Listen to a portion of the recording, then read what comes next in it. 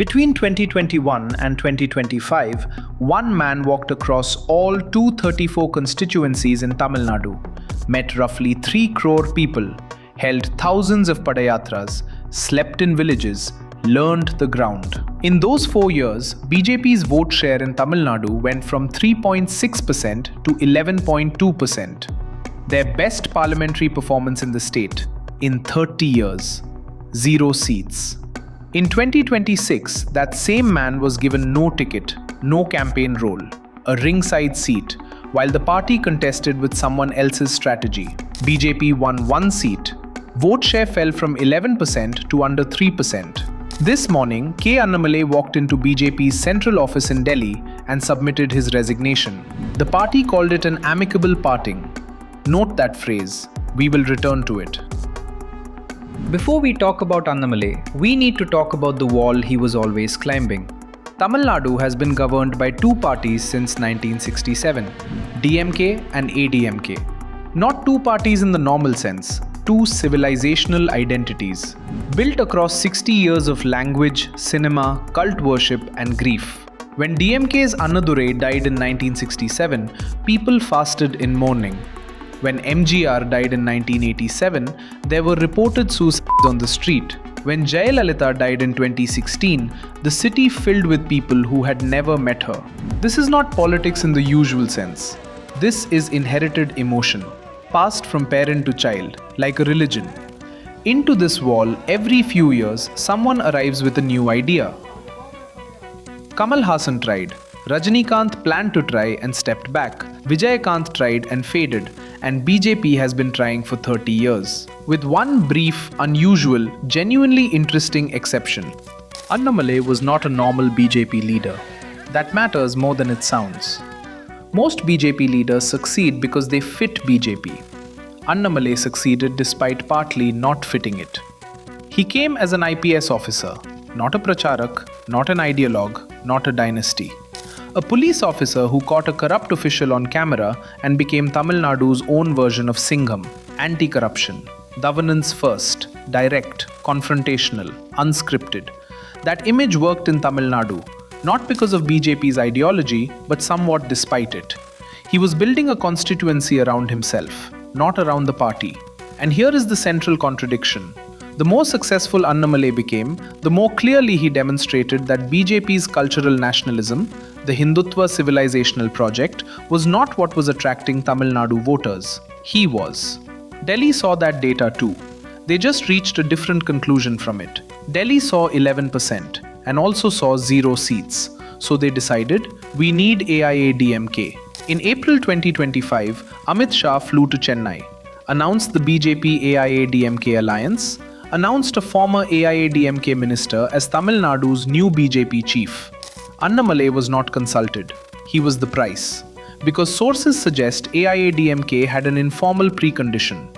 Remove the man who spent 4 years attacking our icons before we come back. BJP agreed. A columnist wrote at the time, and it is worth reading slowly. In Tamil Nadu, BJP sacrificed its day after tomorrow for a tomorrow just as uncertain. The alliance they built by removing Annamalai won 1 seat. On May 26, 2026, CBSE issued a circular, 3 languages compulsory for class 9 from July 1. In Tamil Nadu, that sentence has a specific meaning, Hindi imposition. It doesn't matter whether that is technically accurate. In Tamil Nadu, the perception is the politics. It has been that way since 1937.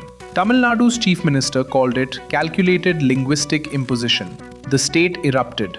And then, K. Annamalai issued a statement. He asked his own government's education ministry to withdraw the circular. ABJP leader. Publicly opposing his own party's ministry on language policy in Tamil Nadu. That statement was the fault line made visible, not the resignation letter. That was just the document. The actual break happened the day he chose Tamil over party. Then Vijay happened. TVK won 108 seats, 35% of the vote. Young professionals, women, Gen Z, people exhausted with 60 years of the same 2 flags. They did not vote ideology, they voted for a new character. Now, the demographic that voted for Vijay is almost exactly the demographic Annamalai spent 4 years cultivating inside BJP. Vijay proved it was possible to breach the wall, and once someone else proves the wall can be breached, the question changes. Why stay inside a vehicle that officially decided to manage the wall rather than breach it? This morning, after handing his resignation to BJP President Nitin Nabin, Annamalai walked into Amit Shah's office. Note the sequence. First you resign, then you meet the Home Minister.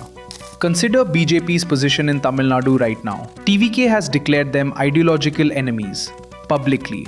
AIADMK proved they could not be relied on. DMK is the sworn opposite. BJP has no open door in Tamil Nadu, except one.